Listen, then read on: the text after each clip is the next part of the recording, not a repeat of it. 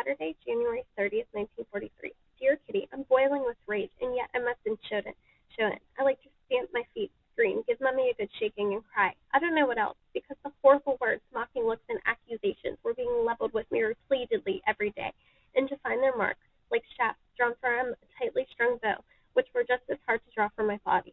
I would like to shout at Margaret, Van Dan, Dussel, and Daddy too, leave me in peace, let me sleep one night without at least my pillow being wet in tears, my eyes burning, my head throbbing.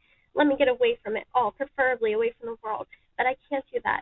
They mustn't know my despair. I can't let them see any wounds I have caused, and I can't bear them sympathy, their kind-hearted jokes, as it would make me want to scream all the more. If I talk, everyone thinks I'm showing off, and I'm silent, and that I'm ridiculous, I'm rude. And if I answer, I'm sly if I get a good idea, lazy if I'm tired, selfish if I eat a mouthful more than I should, stupid, cowardly, crafty, etc., etc. The whole day I long to hear nothing else. But I'm an insufferable baby, and although I laugh when I pretend not to make any notice, I do mind. I would like to ask God to give me a different nature, so that I don't put up with everyone's backup. But that can't be done. I've got the nature that's been given me, and I'm sure I can't do it as bad. I do my very best, and please everybody, far more than I've ever guessed.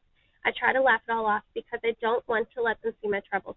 More than once, after a whole string of undeserved rebukes, I have flared at Mommy. I don't care what you say about anyone. Leave me alone.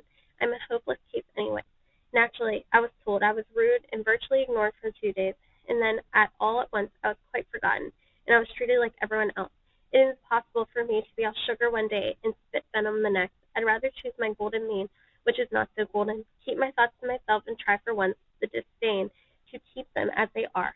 Oh, if only I could, yours, Anne.